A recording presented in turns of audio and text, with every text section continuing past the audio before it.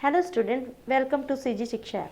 हम लोग previous video में देख रहे थे गोल्जी बॉडी, है ना, माइटोकॉन्ड्रिया, इनके परासंरचना के बारे में पढ़ा, इनके कार्य के बारे में पढ़ा, ये कैसे दिखाई देते हैं, इनमें कौन कौन से रासायनिक संगठन होते हैं, इन सब के बारे में पढ़ा। आज पढ़ते हैं हम लोग लाइसोसोम। लाइसोसोम क्या होता है कि लाइसोसोम भी एक कोशिका अंग है। कोशिका के अंदर पाए जाने वाला एक अंग होता है लाइसोसोम। ये कैसा होता है? ये एंजाइम युक्त होता है। इसमें एंजाइम होता है और एक छोटा कला थैलीनुमा स्ट्रक्चर होता है, थैली के जैसा संरचना होता है। ठीक है, तो ये क्या करता है? पाचन का भी कार्य करता है। यदि ये क्षतिग्रस्त हो जाते हैं तो इनके जो क्या होता है, क्षतिग्रस्त हो जाते हैं ना, किसी भी चीज़ को क्या होता है, चोट लगता है या फिर कुछ कारणवश क्या होता है, उसको प्रोटीन विटामिन या फिर जो खाना होता है उसका वो नहीं मिल पाता है, जिसका नीड होता है उसको नहीं मिल पाता है, तो उसको क्षति हो जाता है या कोई भी आघात के कारण। तो ये क्या कर लेता है, इसमें जो एंजाइम्स होते हैं वो क्या करते हैं, एंजाइम्स उस कोशिका को मार देते हैं।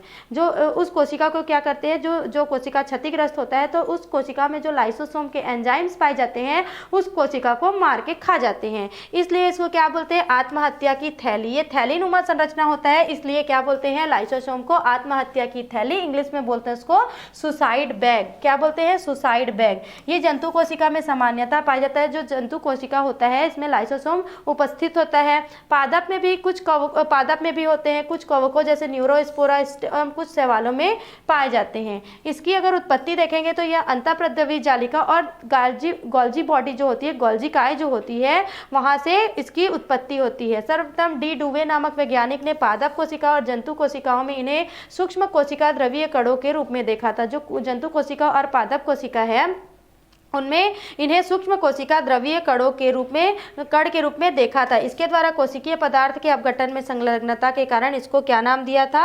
लाइसोसोम। लाइसोसोम का परासंरचना किस प्रकार से दिखाई देता है? तो ऐसा दिखाई देता है, जिसमें क्या पाया जाता है? एंजाइम्स पाए जाते हैं और ग्रेनेड्स पाए जाते हैं।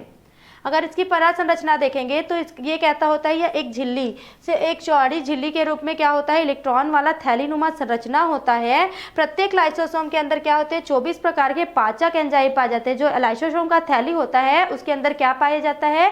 एंजाइम पाया जाता है। ये तो हमको पता है। तो कितने प्रकार के एंजाइम्स होते हैं? 24 प्रकार के एंजाइम्स पाए जाते हैं, जो क्या होते हैं? डाइजेस्टिव एंजाइम्स होते हैं, जैसे कि प्रोटीएज, ग्लाइकोसाइडेज, राइबोन्यूक्लिएज, डीऑक्सीराइबोन्यूक्लिएज, फॉस्फेटेज एवं सल्फेटेज आदि। उपयुक्त सभी एंजाइम जो होते हैं वो अम्लों की स्थिति में ही क्रिया करते हैं। जब अम्ल की उपस्थिति होगी, जब अम्ल वहां पे आएंगे, अम्ल उपस्थित होगी, तभी वो एंजाइम जो है क्रिया करते हैं। इसलिए इसको क्या बोलते हैं? इनको सब को एसिड हाइड्रोलेज एंजाइम्स कहते हैं। इसको क्या बोलते हैं? सब को एसिड हाइड्रोलेज। क्या बोलते हैं? सब को एसिड हाइड्रोलेज। जब भी किसी कारणवश ये एंजाइम लाइसोसोम के बाहर निकल आते हैं, कुछ कारण होता है जिसके कारण क्या होता है, जो लाइसोसोम से धक्का मुक्की हो गया या कुछ आघात हो गया, जिसके कारण अगर एंजाइम्स बाहर आ जाते हैं तो कोशिकीय विभिन्न पदार्थ जैसे प्रोटीन, न्यूक्लिक अम्ल, कार्बोहाइड्रेट आदि पदार्थों का विघटन हो जाता है, जिसके परिणाम स्वरूप विघटित हो जाते हैं। ठीक है, इसके क्रियाशीलता के आधार पर लाइसोसोम चार प्रारूप होते हैं। लाइसोसोम चार प्रकार से देखा जा सकता है: प्राथमिक लाइसोसोम, द्वितीयक लाइसोसोम, अवशिष्ट लाइसोसोम और स्वभक्षी lysosome. Primary lysosome, secondary lysosome, residual body lysosome और ऑटोफेगोसोमिक लाइसोसोम। प्राथमिक लाइसोसोम क्या होता है? ये गोल्जी उपकरण की सिस्टर्नी से बनते हैं। जो गोल्जी बॉडी में सिस्टर्नी, जो इस प्रकार का गट्टी वाला जो संरचना था हम लोगों ने देखा था, उसमें बनते हैं, तथा सूक्ष्म थैली जैसे होते हैं। इस प्रकार के थैलीनुमा संरचना होते हैं। इसमें निष्क्रिय एंजाइम्स पाए जाते हैं, जो क्या होते हैं? पाचक एंजाइम होते हैं। अगर द्वितीयक लाइसोसोम का देखेंगे तो कोशिका पायन तथा भक्षाणु क्रिया पिनोसोम तथा फेगोसोम एक साथ के द्वारा प्लाज्मा झिल्ली में बनने वाले एंजाइम बाहरी पदार्थों का पाचन करते हैं। इसमें क्या होता है? पिनोसाइटोसिस होता है। ये क्या करते हैं? भक्षाणु क्रिया को, जैसे कि फेगोसोम और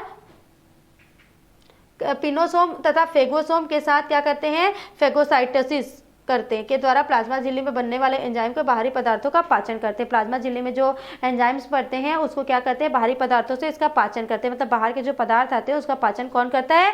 द्वितीयक लाइसोसोम। इसलिए द्वितीयक प्राथमिक लाइसोसोम मिलकर हेटेरोफोगस बनाते हैं। इसमें लाइसोसोम को पाचक राजधानियां भी कहते हैं। जो लाइसोसोम को क्या बोलते हैं? पाचन कार्य करता है, इसलिए पाचक राजधानियां कहते हैं। फिर है अवशिष्ट लाइसोसोम। जब द्वितीयक लाइसोसोम का पचा हुआ पदार्थ कोशिका द्रव्य में विसरित हो जाता है ना, जब द्वितीयक लाइसोसोम लाइसोसोम का जो द्वितीयक लाइसोसोम में क्या होता है, भोजन का पाचन होता है। तो जब भोज्य पदार्थों का पाचन हुआ क्या होता है, कोशिका द्रव्य में चला जाता है, तो बिना पचा हुआ पदार्थ क्या होता है, शेष रह जाता है। तो जो पदार्थ पच गया वो तो पच गया, फिर जो पचा नहीं वो शेष रह जाता है। इस प्रकार द्वितीयक लाइसोसोम को ही क्या बोलते हैं, अवशिष्ट लयनकाय कहते हैं, रेसिडुअल लाइसोसोम कहते हैं। लाइसोसोम को लयनकाय भी कहा जाता है ना, उसका लाइसोसोम का एक और नाम होता है लयनकाय। ठीक, फिर है स्वभक्षी लाइसोसोम। अपनी ही कोशिका में पाए जाने वाले भोज्य पदार्थ का सभी कोशिकांग इसके द्वारा पचित हो जाते हैं, तो अंत में यह स्वयं का अपघटन प्रारंभ कर देती है। जब कोशिकाओं में जो भोज्य पदार्थ प्रेजेंट होते हैं, अगर उनका पाचन हो जाता है तो ये अपनी कोशिका का पाचन करना या मतलब अपघटन करना शुरू कर देता है। इसलिए इसको स्वभक्षिकीय रिक्तिका या साइटोलाइसोसोम भी कहते हैं। इसलिए इसको क्या बोलते हैं, आत्महत्या की थैली भी कहा जाता है। देखो कैसे होता है इसका प्रोसेस देखते हैं और उनकी उत्पत्ति कैसे होती है देखते हैं। अभी हम लोगों ने 4 प्रकार का पढ़ा था। तो इसमें क्या होता है, जो प्लाज्मा मेम्ब्रेन होता है वहां पे क्या पाया जाता है, एंडोप्लाज्मिक रेटिकुलम पाया जाता है। एंडोप्लाज्मिक रेटिकुलम में क्या जुड़ा रहता है, प्राइमरी लाइसोसोम जुड़ा रहता है, जो क्या करता है, स्टोरेज ग्रेन्यूल्स के रूप में जुड़ा होता है। फिर इसमें क्या बनता है, वैक्यूल बनता है। वैक्यूल से क्या होता है, देखो प्लाज्मा मेम्ब्रेन है ही ना, यहाँ पे साइड में पूरा क्या पाया जाता है, प्लाज्मा मेम्ब्रेन पाया जाता है। फिर जो ऑटोफेगिक वैक्यूल जो होता है उसमें क्या होता है, डाइजेस्टेड माइटोकॉन्ड्रिया होता है। फिर ये क्या करता है, यहाँ पे आता है डाइजेस्टिव वैक्यूल्स बनता है। फिर उसमें सेकेंडरी लाइसोसोम का बनना प्रारंभ हो जाता है। फिर इससे क्या होता है, फेगोसोम होता है, भोजन का पाचन होता है। इसमें भोजन के पाचन के बाद क्या होता है, कुछ पदार्थ जो भोज्य पदार्थ होते हैं वो बच जाते हैं, उसको ही क्या बोलते हैं, टर्सरी या फिर क्या बोलते हैं, अवशिष्ट भोज्यकारी वाला जो है आपका लाइसोसोम 3rd नंबर वो बोलते हैं। फिर उसके बाद है 4th नंबर में अपशिष्ट।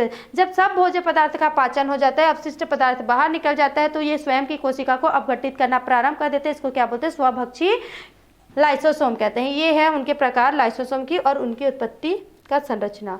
फिर है लाइसोसोम का कार्य। ये क्या करता है, फेगोसाइटोसिस कोशिका या श्वेत रक्त कणिका, मोनोसाइट तथा ग्रेन्युलोसाइट का अपना कार्य कर पाती है। ये पाचन के कार्य में सहायता करता है। इनमें जो एंजाइम होते हैं वो भी पदार्थों का भोज्य पदार्थों का पाचन करते हैं। कोशिका पाचन में भी सहायक होते हैं, मतलब जो मृत कोशिकाएं होती है उनका पाचन कर लेते हैं। अपनी कोशिकाओं को पाचन करने की क्षमता पाई जाती है, इसको क्या बोलते हैं, ऑटोफेजी। अपनी कोशिका का पाचन कर देता है, इसको इस क्रिया को क्या बोला जाता है, ऑटोफेजी कहा जाता है। या बाह्य कोशिकीय पदार्थों का कण एंडोसाइटोसिस क्रिया द्वारा पाचन करता है। एंडोसाइटोसिस मतलब पहले उसको अंदर अपने अंदर लेता है, एंडोसाइटोसिस, एंड का मतलब होता है एंडो मतलब अंदर करता है और अंदर के बाद उसको अपने लाइसोसोम की थैली में पचाता है और उसको क्या बोलते हैं, एंडोसाइटोसिस की क्रिया। निषेचन के समय या एक्रोसोम के शीर्ष पर लाइसोसोमल एंजाइम स्रावित करता है, जो एंजाइम अंडाणु के चारों तरफ उपस्थित भोज्य पदार्थ को स्पर्म अंडाणु में प्रवेश करने में सहायक होता है। निषेचन में भी सहायता करता है।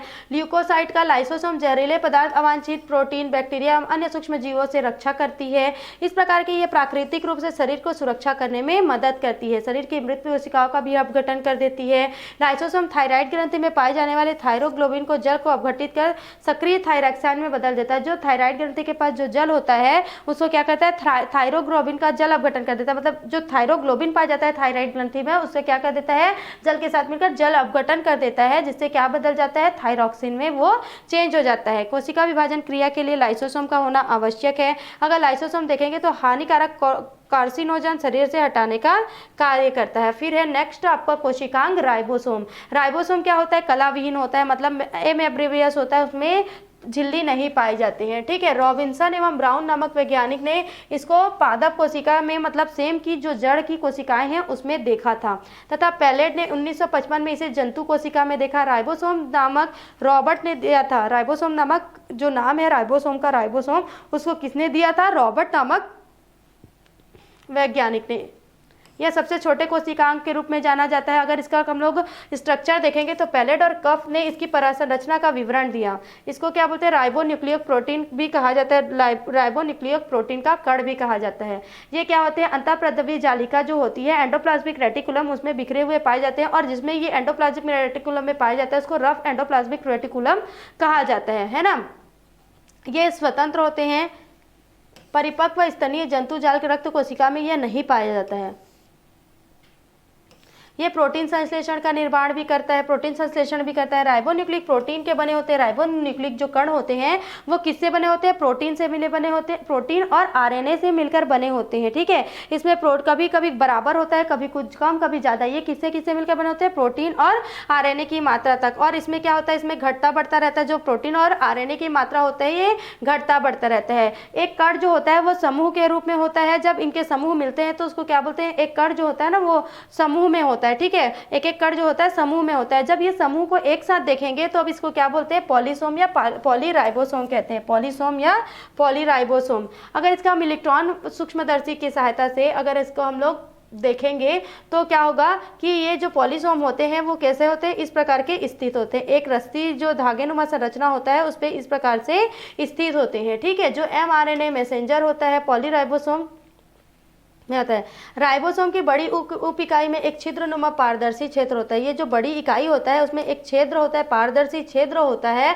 इस उप इकाई को निश्चित रूप नहीं होता। राइबोसोम की दोनों उप इकाइयों के मध्य रिक्त स्थान पाया जाता है। ये देखो, ये दोनों जो उप इकाई है इनके बीच एक रिक्त स्थान पाया जाता है। mRNA के पास ही उपस्थित होती है। बड़ी उप इकाइयों के मध्य उपस्थित छिद्र जिसे सुरंग कहा जाता है, इसको क्या बोलेंगे? सुरंग कहा जाता है, ठीक है। जिनमें क्या होते हैं? पॉलीपेप्टाइड गुण होते हैं। इसमें संयोजन और वियोजन हेतु mg सांद्रता उत्तरदायी है। क्या होता है इसमें जो संयोजन होता है और वियोजन होता है, मतलब चेंजेस होंगे या फिर जुड़ने का काम होगा, उसमें किसके द्वारा होता है? मैग्नीज के द्वारा होता है। अगर इसके प्रकार देखेंगे तो अवसादन गुणांक के आधार पर राइबोसोम 3 प्रकार के होते हैं। कितने प्रकार के होते हैं राइबोसोम? 3 प्रकार के। 18S ribosome. 18S राइबोसोम के में क्या होता है? इसमें राइबोसोम यूकैरियोटिक कोशिकाओं में पाया जाता है। 18S प्रकार का जो राइबोसोम होता है वो यूकैरियोटिक सेल में पाया जाता है, जिसमें उप इकाई क्या होता है?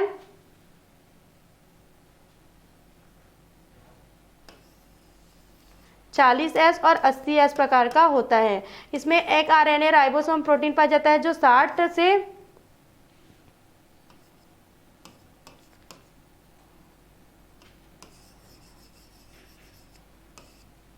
इसमें ये क्या होता है? 50 प्रकार के प्रोटीन से मिलकर बना होता है। इसकी जो सबसे छोटी उप इकाई होती है उसको क्या बोलते हैं? 40S 18ST आरएनए होता है और 30 प्रकार की प्रोटीन से मिलकर बना होता है। देखो, अगर 18S प्रकार का देखेंगे तो 18S जो होता है वो 40S और 60S सब यूनिट से मिलकर बना होता है। 16S क्या होता है? प्रोटीन होता है और ये क्या होता है? आरएनए होता है, ठीक है। ये क्या होगा आपका?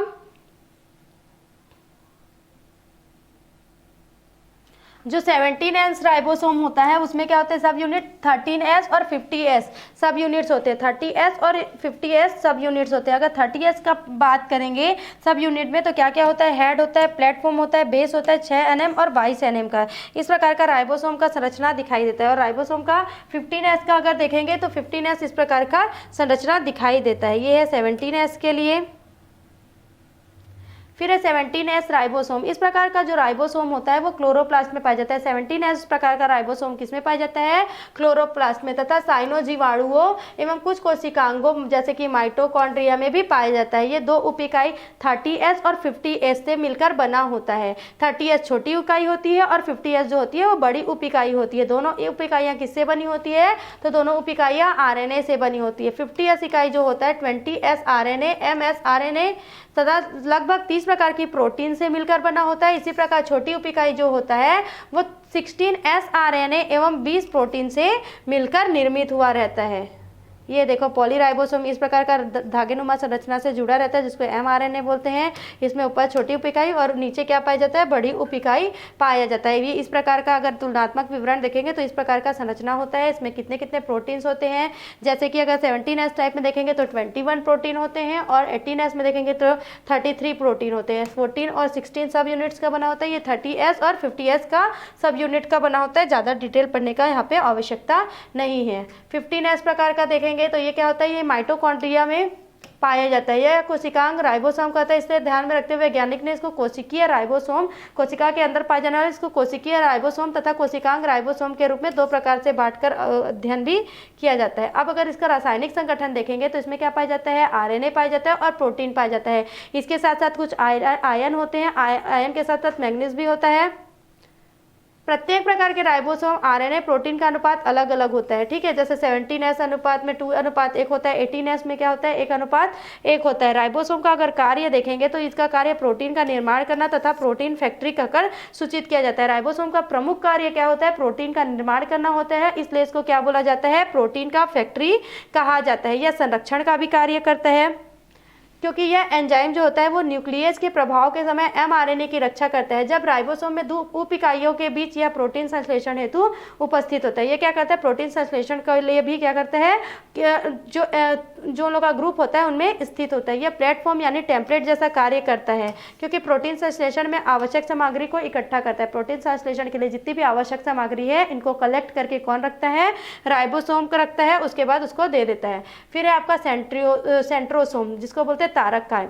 सेंट्रोसोम प्रायः जंतु कोशिका में पाया जाता है। यह भी कला विहीन होता है, इसमें भी क्या पाया जाता है, झिल्ली नहीं पाया जाता है। ये इसको यह कुछ कसाभिकीय फ्लैजिलेटेड होता है। यह सूक्ष्मदर्शीय शैवालों, सचल जनन कोशिका तथा कुछ कम विकसित स्थलीय पौधों की कोशिकाओं में भी पाया जाता है। यह सेंट्रोसोम, इस कोशिका में जो सामान्यतः सेंट्रोसोम को देखेंगे तो अल्प अवस्था में स्थित होता है, लेकिन 2 विभाजनों के पश्चात देखना, अगर कोशिका में देखेंगे कोशिका विभाजन के समय तो यहाँ पे पाया जाता है सेंट्रोसोम, जिसको क्या बोलते हैं, तारक काय। ये क्या होता है, अल्प विकसित मतलब अल्प दिखाई देता है ना, हल्का हल्का फुल्का दिखाई देता है, लेकिन जब विभाजन होता है तो जब रेस्ट पीरियड होता है, विश्रामावस्था होता है, तब यह उसकी स्थिति इसको एकदम स्पष्ट रूप से हम देख सकते हैं। देखो ये अगर पहले देखेंगे सिर्फ नॉर्मल कोशिका में तो इस टाइप का दिखाई देता है। किस टाइप का, ऐसे सूर्य के जैसा दिखाई देता है।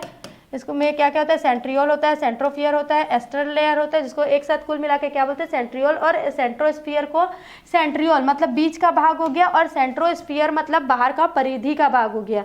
ये क्या होता है, अल्प दिखाई देता है, लेकिन जब कोशिका का विभाजन होते रहता है तो इस प्रकार से ये क्या करता है, गति करता है, ठीक है, और विभाजित होकर 2 नए कोशिकाओं का निर्माण करता है। ये किस में दिखाई देता है, स्पष्ट रूप से मेटाफेज और एनाफेज में दिखाई देता है।